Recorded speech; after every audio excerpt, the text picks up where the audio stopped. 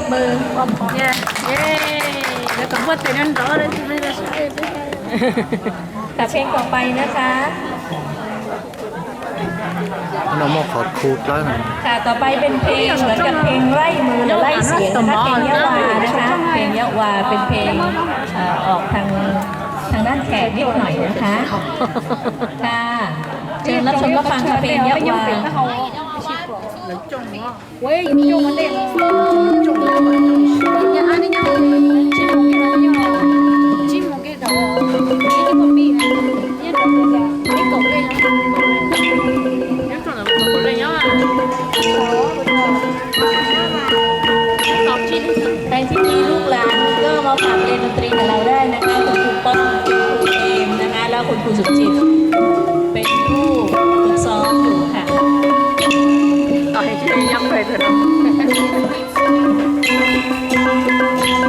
โชว์โจทย์มาเลยแม่โชว์อยู่เลย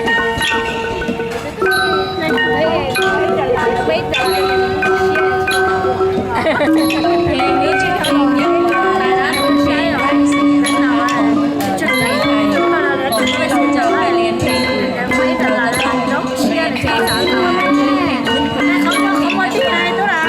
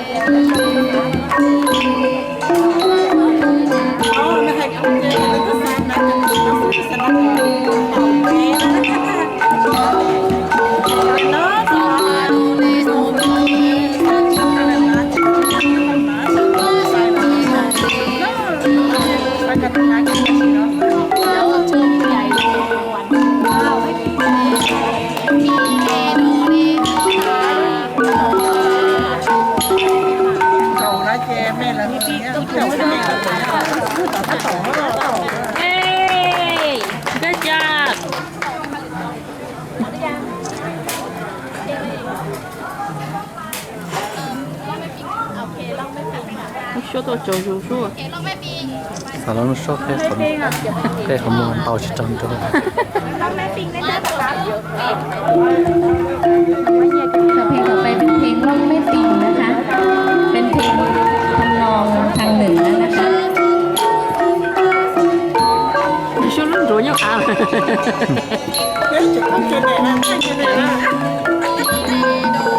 这里那多胖了。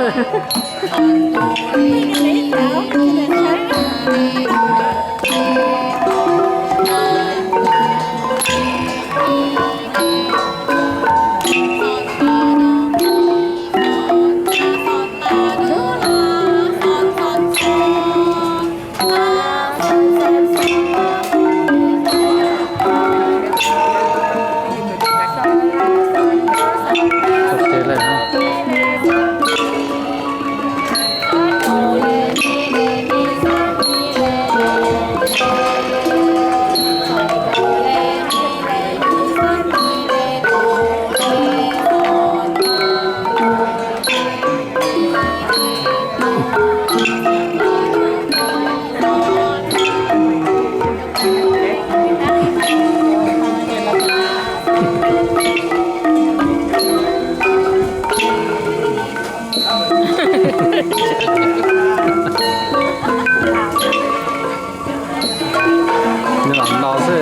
좀.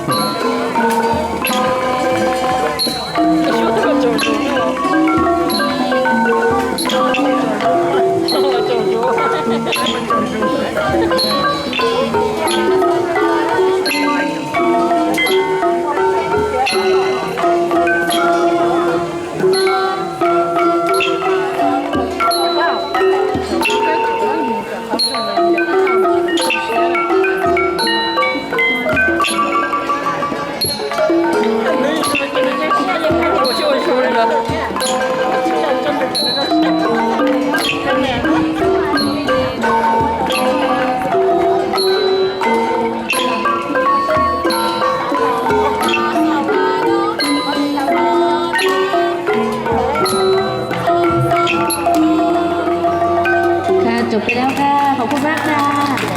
จากนักเรียนวัดพระธาตุดอยสุเทพ USA นะคะ ก็ขอขอบคุณ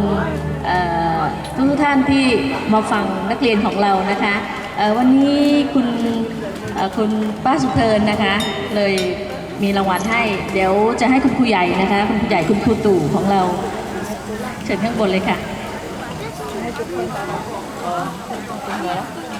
มารับรางวัลค่ะหนูน้อยเป็นกำลังใจจะ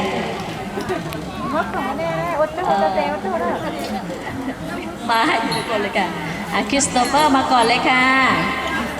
ไปไหน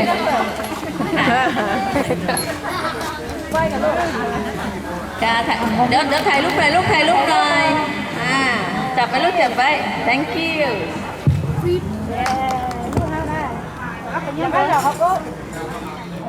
ลูกสาวเป็นไงนั่งรออยู่ตลอดเวลา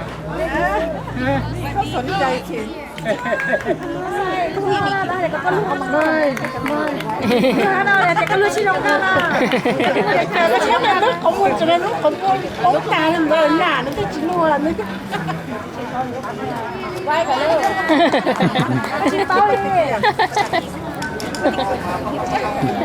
Tần đời mới nhà xem.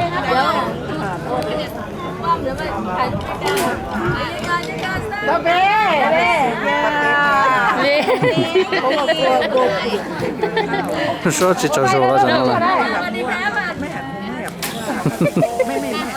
Thầy lúc gặp con đấy chứ đâu.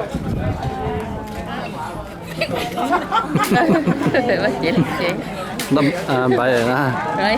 Đây, thầy lúc rồi. Phúc bơm đây đuôi rồi. Đang lại lúc đang lại càng từ cả. Đang càngเลยcô khu điệu dinh dạ đang lúc đangเลยมางี้อย่าเพิ่งเปิดอย่าเพิ่งเปิดนะถ่ายรูปมาโอเคโอเคอันนี้เป็นไม่ใช่ค่าจ้างเล่นนะคะ เป็นน้ำใจอธิบายให้ฟังด้วยอย่าเพิ่งเปิดถ่ายรูปก่อน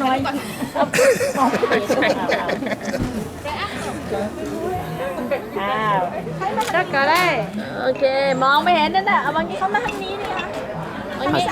มันนี่เป็นแล้วชุดละนี้ over there to the left โอเคมองนี่มาเบสจังหวะ ชุดไทยเนี่ยชุดแรก 1 2 3โอเค